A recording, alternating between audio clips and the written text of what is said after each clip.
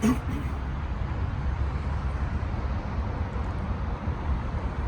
everybody, Ryan and Jennifer here, and we are in Morristown, New Jersey. We're visiting our great client, Schindler Elevator, and we have so many great friends there.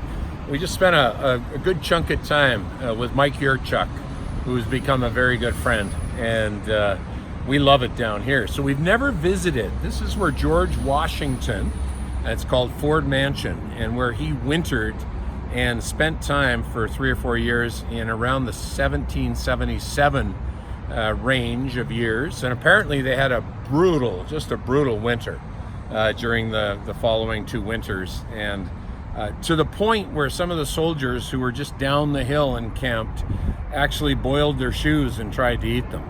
So that was tough times. So let's talk about George Washington. Let's make a direct connect to Washington and his leadership, and maybe your leadership today, because I think there's some really cool connections. Number one, there was no food, there was very little money, and they were having trouble paying the troops. So number one is that there was actually, mutinies during that time, and some of the soldiers, George Washington's players, would actually leave. Okay, so they would just up and leave. There was no food, no money, and very little shelter. So difficult times. And when we think about it, some of the players, some of the soldiers stayed. You got to think about why they stayed. And if you do a little research here, as we have, you got to think about cause.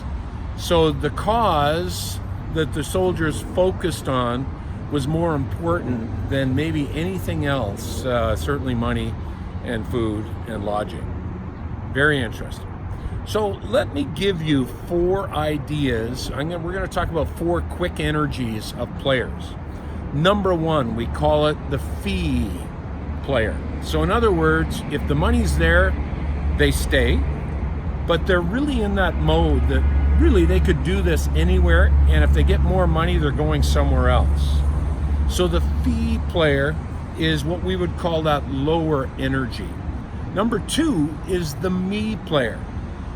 The me player could be a high performing player, and they certainly stay and they want to be part of the team, but it's mostly for them, right? It's about the actual money. It's about high performance. It's about, this is a good place, I'm going to hang around, but I don't really want to be part of that team. Or maybe they haven't been sort of shown they haven't learned how to be a team player.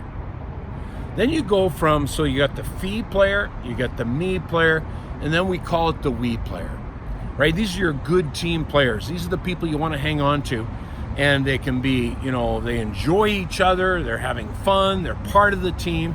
But would you agree that sometimes as a leader, that's not enough? That's very good. You want to foster that. And then we look at the top end of the 4 players with the 4 energies, and we call the top end player what we call the C player, S-E-E. Okay, leaders, and these are the leader players. Leaders see things different, don't they? They really do. They see the bigger picture. And as we mentioned earlier, they see the cause, the reason, the purpose, the pride. And so to develop C players is really important in organizations, and it must have been incredibly important for George Washington as he wintered sort of in the 1770s through the 1777 through 1780 right here in Morristown. We're going to go deeper into these 4 players, these 4 energies that dictate your team, right? Fee player, they stay for the money. Me player, it's all about me, baby. The we player, love my team. And the C player, the leaders, right? And we're going to talk about how to shift from each of those energies. How do you grow your people from potentially right from the fee level up into the C level?